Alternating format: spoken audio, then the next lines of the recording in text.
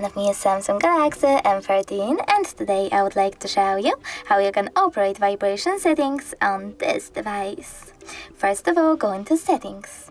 Now you need to choose Sounds and Vibration over here and click on Sound. Then you can click on this switcher next to Vibrate while ringing.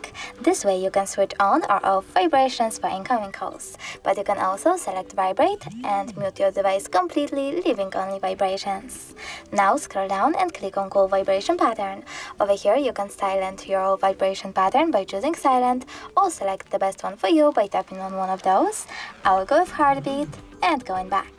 Now you can also do the same for your notification vibration pattern by selecting this section here, choosing the best one for you, and going back.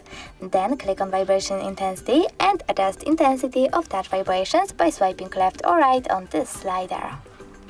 Then go back, choose Sound System Vibration Control, scroll all the way down and tap on all of those switchers next to all of those features under Vibration to enable or disable vibrations for them. Thanks so much for watching. If you enjoyed this video, smash that like button, comment, and definitely subscribe. Bye!